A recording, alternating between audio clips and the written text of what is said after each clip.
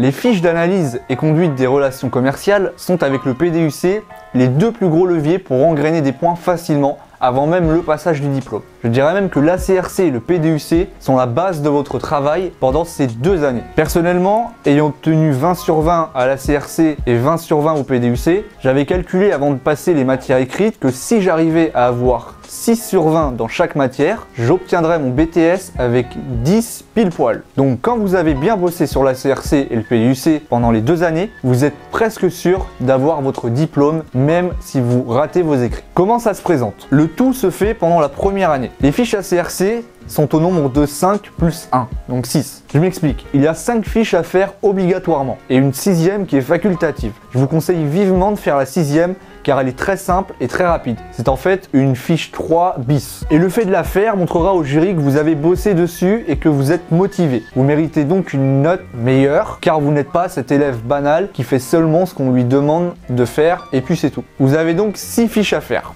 Et vous présenterez à la fin de l'année votre travail devant les correcteurs avec une présentation visuelle pendant votre oral. Cette présentation durera une vingtaine de minutes et vous permettra de revenir sur chaque fiche ayant été effectuée pendant l'année. Vous en parlerez brièvement en analysant ce qui a été bien et moins bien, ce qui a fonctionné et moins bien fonctionné, et vous prendrez ainsi du recul sur vous-même et sur l'expérience que vous avez eue. Préparez des notes sous forme de mots-clés de ce que vous allez dire, et entraînez-vous à l'oral, histoire d'être moins hésitant. Bien sûr, mettez-vous sur votre 31, ça c'est un détail qui compte. Tout au long de l'année, vous serez noté sur chaque fiche, donc il ne faut pas en négliger une seule, et surtout pas la première. Soyez régulier dans votre travail et dans toutes les fiches. À travers ces fiches, ce qu'on attend de vous, avant tout, c'est de la maturité. Vous devez démontrer que vous suivez une démarche professionnelle. Rendez vos fiches en temps et en heure, soyez réaliste dans ce que vous faites, pas de retard, organisé, soyez carré. Le jury va aussi attendre de vous que vous démontriez que ces fiches vous ont apporté et vous ont fait grandir. Vous allez voir, pour chaque fiche, il y a des compétences visées et il faut que le jury soit convaincu lors de votre présentation finale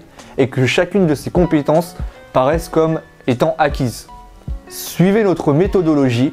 La structure de chaque fiche est la même, mais le thème est tout le temps différent. Allez à chaque fois dans le détail au maximum en prenant tout en compte. Ne prenez pas de retard dans la rédaction des fiches, c'est primordial pour réduire le stress. Allez détendu à votre oral, confiant.